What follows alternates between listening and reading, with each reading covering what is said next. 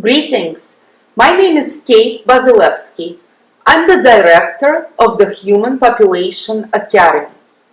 This is the first lecture in the series called A Log with Webs Spread Wide. In this lecture, I will explain how men turn women into nothing and prove how goddesses are turned into logs, a consumable material.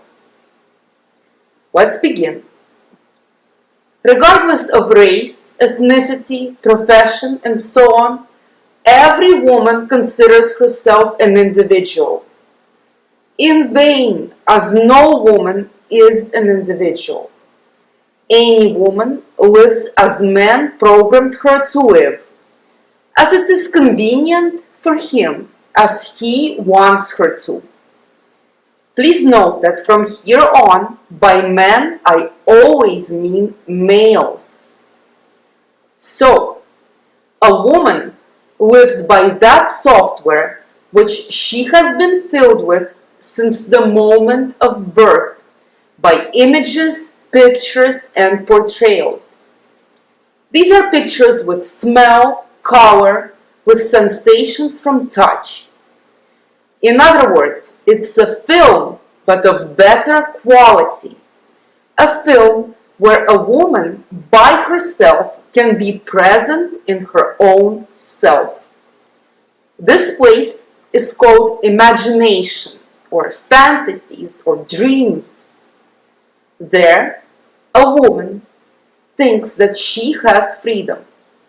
My pictures, my dreams, my personal life, my secrets.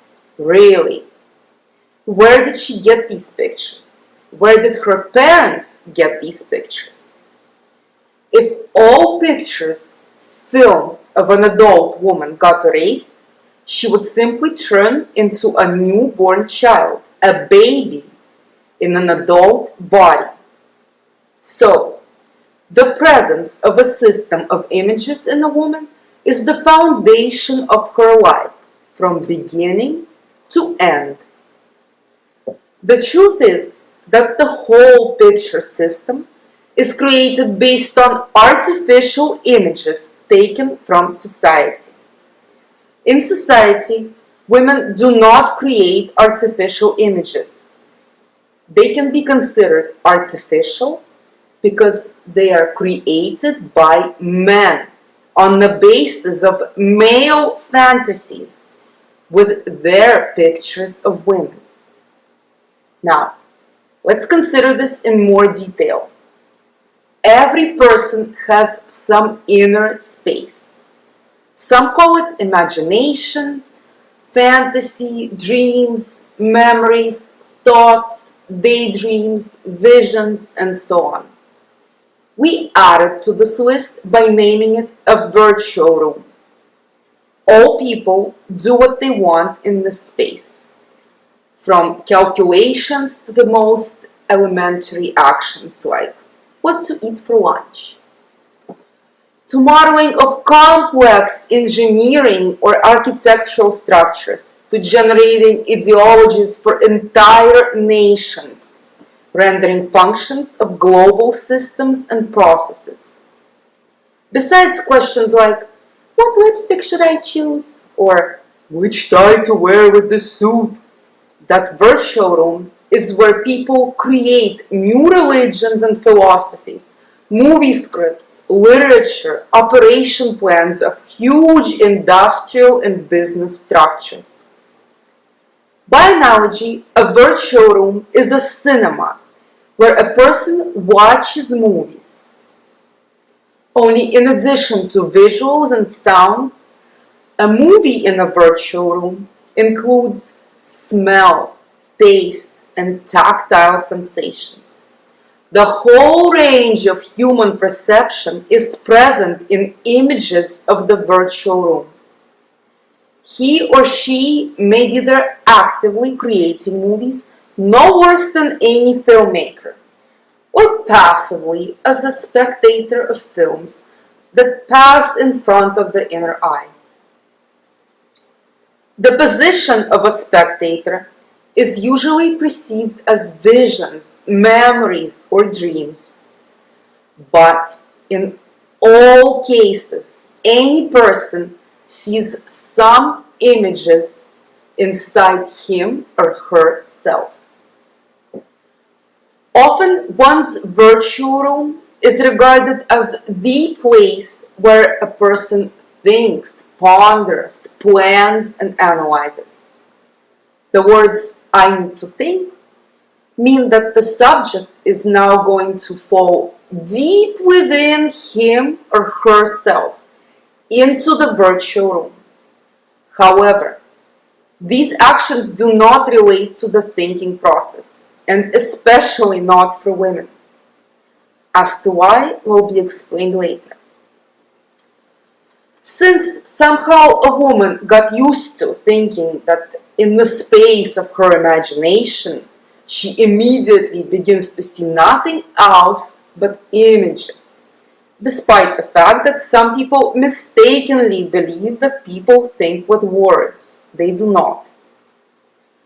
On average, by 15 years of age, any woman becomes a subject who is perceived by her own self and others as an individual with her own character, philosophy, habits, life experiences, and preferences. It is considered that this personality is unique, original, and unrepeatable, that no two women are absolutely similar to each other, like clones. And indeed, this is the case, because every woman inherits her unique baggage of information about the world, about other people and herself in particular, from parents or mentors.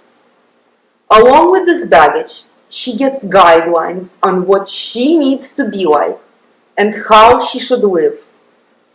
But during adolescence, any girl rebels against this.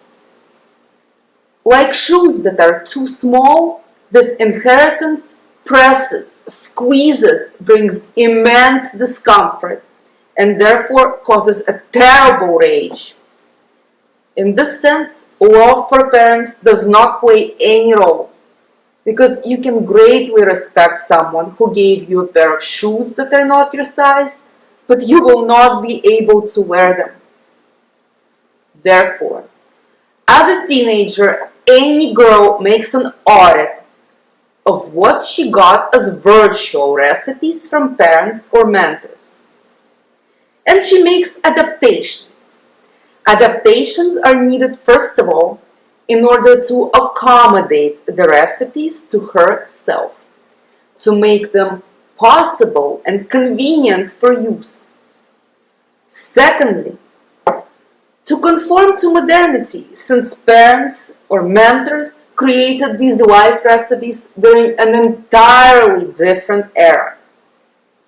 In most cases, a woman forgets or ignores the fact that her personality was constructed from material that was handed over by parents or mentors. This happens because the new personality that the woman made of herself, as she believes, differs from the previous one, and often, as she believes, quite significantly. Although from our point of view it does not, as work on the reformation, accommodations of already established, simply gets confused with creation. As a result, a so-called self-image gets created in a woman's virtual room. And not just an image, but in fact, she herself from A to Z. It is impossible for her not to engage in this process because a human being, just like a computer, does not work without a program. No wonder a woman perceives the so-called self-image as the foundation of her life after its creation, because in reality, she begins to live and function strictly according to this image.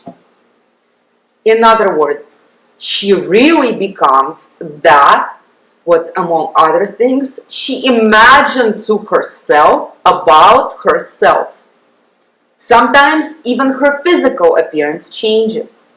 She really becomes somewhat different, at least because she stops being a child who lives strictly by her parents' image and likeness. A woman perceives this as a birth of an individual. Moreover, an individual who supposedly will grow and evolve. In practice, however, a so-called self-image created from 15 to 20 years of age does not evolve, does not advance. Advancement and progression are changes. And women usually leave their bright image unchanged until death. Minor adjustments do not count. The essence, the foundation as personal philosophy, recipes, what to be like and how to live as a lifestyle are a base that is extremely carefully guarded by the proprietress. And it is not subject to any cardinal changes. Instead, a woman is ready to change the whole world and other people to be according to her self-image. To her, it is the cornerstone on which she stands, her roots, her greatest treasure. She is rather willing to die than, as they say, cheat on herself. But the question is, would that really be cheating on herself? What is the essence of this notorious self-image? It is nothing else but a type of a film library, an archive with an enormous number of videos. And behind each one of these movies are images. Every woman has a huge number of such videotapes. As it is a requirement to have an image for each function carried out by a human. This is just how nature arranged it. However, first of all, a woman does not perceive this film library as such. Secondly, women do not have a slightest idea about images themselves. They do not know anything about the effect that any image has on human psychophysiology. But that is not the worst. The most terrible thing is that women do not even suspect who and why produces images for their imagination. Women call their, figuratively speaking, home theater by different names.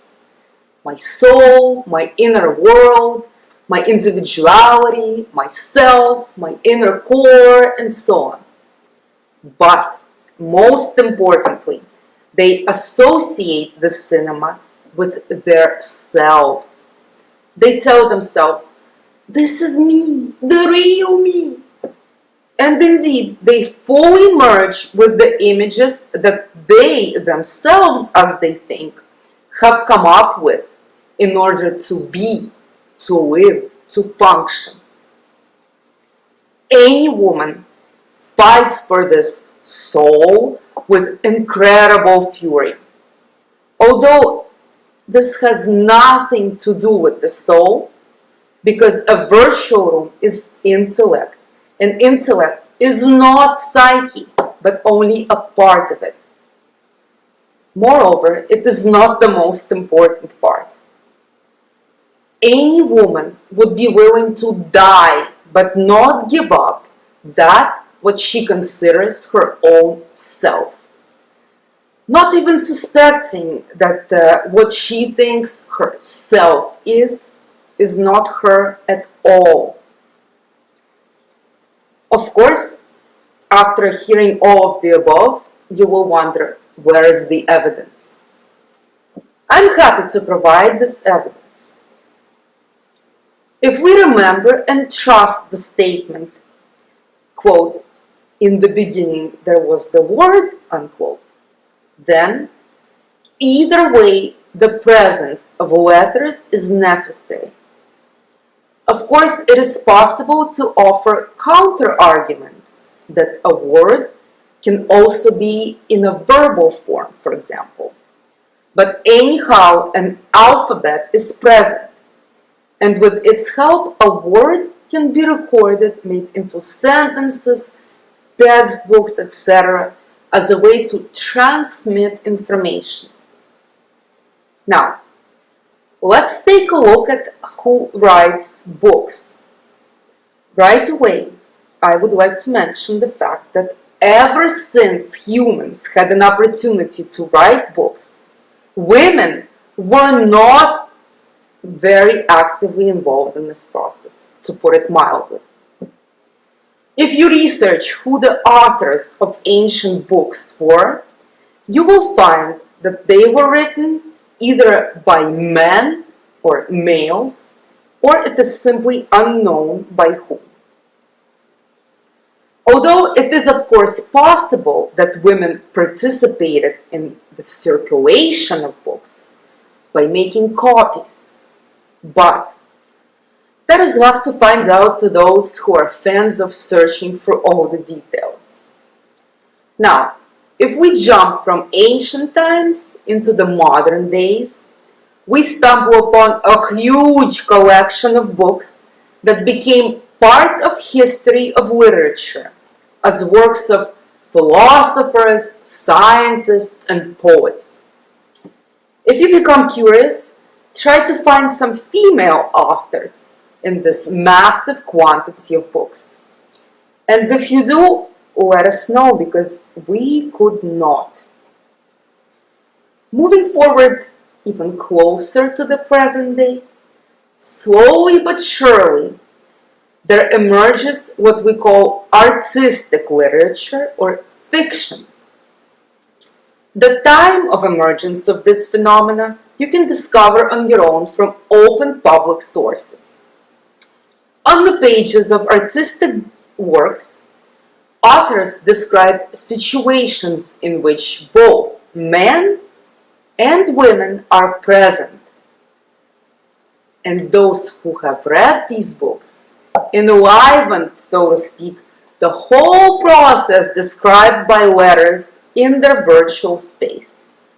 And inside themselves, they enlivened the characters, their actions, and everything else. Today, this is called a script, and films can really be watched without diving deep into one's soul. Without the process of enlivening readable text, there would not be any drawing of pictures deep inside oneself. Without this process, a woman simply would not be able to live. And culture and society, as well as the modern civilization as a whole, would not be able to exist. Fortunately, this did not happen. And in literature as such, we can find many authors whose works became literary masterpieces of countries where they lived. These masterpieces are preserved until present day under the title classical literature. But here again, there are no women among the authors. However, that is not the most important thing. Since men, males, create all images in literature, if a woman behaves like some character from literature, men know exactly what kind of image is behind her behavior. Therefore, they know how this woman will behave, how she will present herself, think, act, what she will want, aim for, and seek. and yes, from men as well. Regardless of whether a man meets a woman like Natasha Rostova from Tolstoy or Milady of Three Musketeers by Dumas, he knows precisely how she functions, everything from A to Z. Do note that this principle works in any case and not only with images from classical literature, but with modern images from movies and other sources as well. And the woman does not even suspect that she is like an open book for any man, even if he sees her for the first time.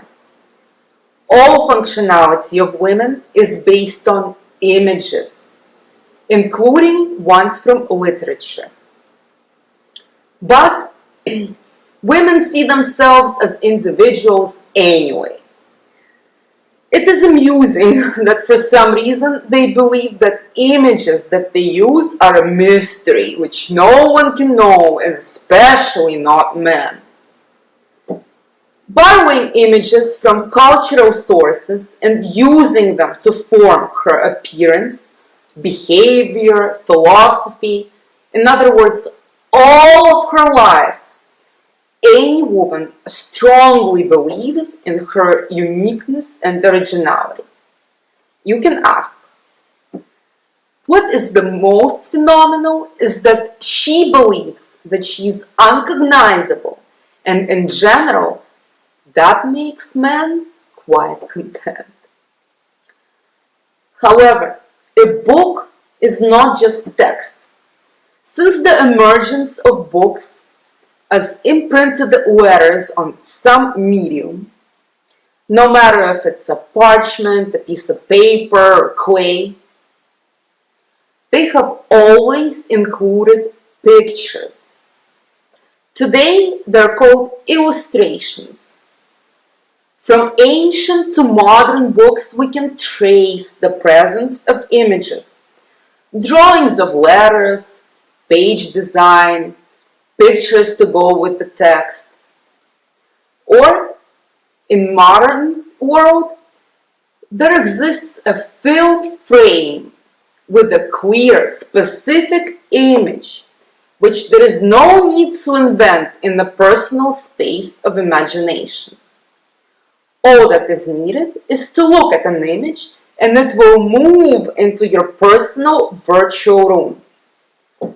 Moreover, it will do so automatically. Moreover, letters joined with a picture imprint in human memory very well and remain there forever. Note that illustrators, especially in the period before the 20th century, are solely men, males. And today, no publication is done without some image, at least one. Let's suppose on the cover, for example. Therefore, it is guaranteed that female readers will not be left without images, that illustrations coupled with text. They will hammer into their charming heads. This occurs in any case and even against their will.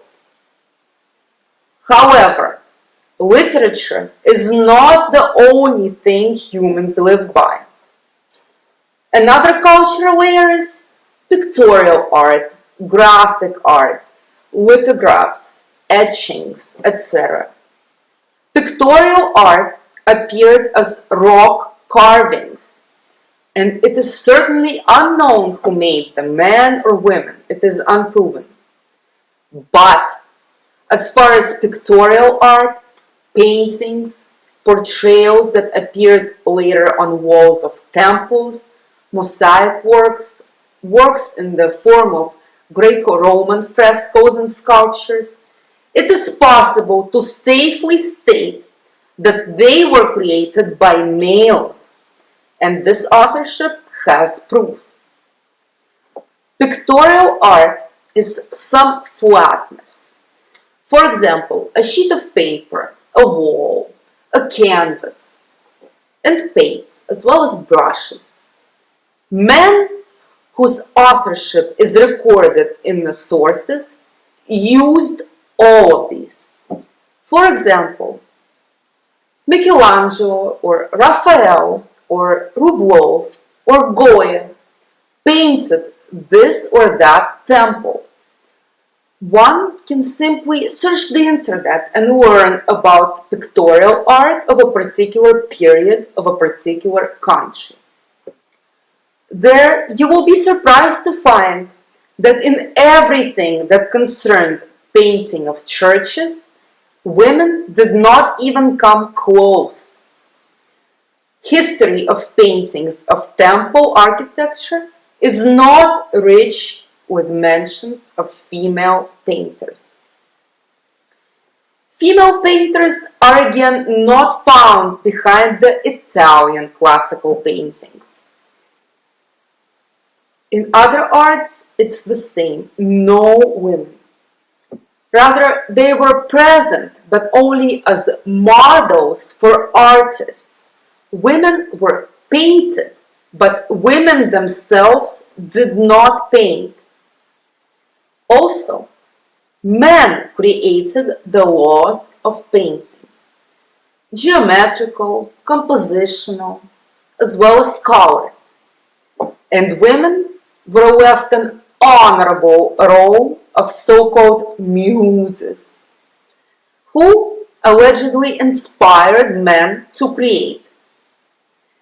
In reality, however, men left women a role of stupid consumers of those images that artists made during all ages on any territory.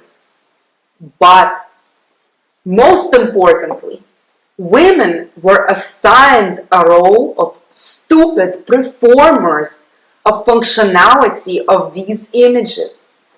For example, men painted churches and then women went there and looked at images on walls, icons, canvases, and wooden boards.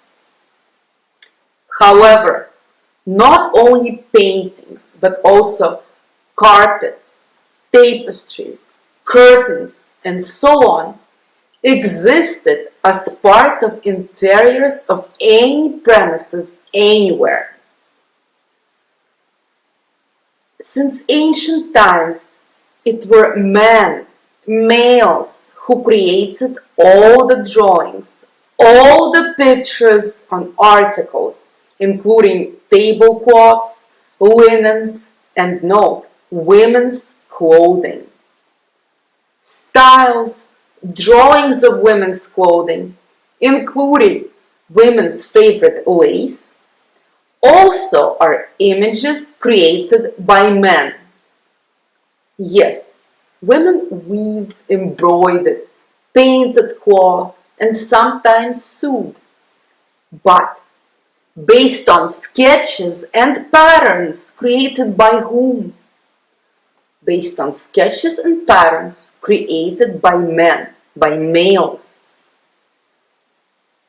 Based on facts that I just specified, it is easy to trace that men expropriated everything that had to do with ideas of creation of anything, while women were given the role of a stupid consumer and the performer.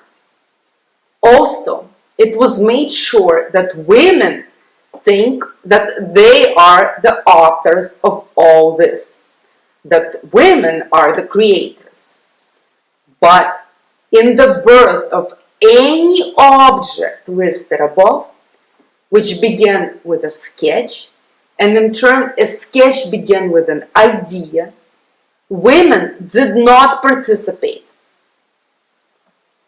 The bottom line is that everything that a woman was and is, that she's surrounded by, in other words, interior of buildings, her clothes, her shoes, jewelry, and accessories have been created for her by men throughout the human culture of this civilization. The essence of this process is to forbid a woman from creating images, for men to usurp creation of images, and under any excuse to never allow women to do it, ever. To enjoy the cultural masterpieces? Sure, no problem, please. No one has ever banned women from doing that. However, a woman mostly prefers to do that under a roof due to comfort, warmth, presence of food, and a sense of security. But is it really security? More on that will be in the next lecture. Please note that facts that I presented were uncovered by researchers Andrei Davidov and Olga Skorbatyuk, who are the founders of non-traditional psychoanalysis and the Catalog of Human Souls, or the Catalog of Human Population. The catalog contains natural images of human psyche. Researchers discovered and proved a method of accessing natural images that are in the depths of human psyche. The Human Population Academy was founded to empower all people with this knowledge. Any person can get information about their natural images by becoming a student of the Human Population Academy. To request admission to the Academy, please call area code 617 number 733-4421. Once again, area code 617 number 733-4421. Thank you for your attention.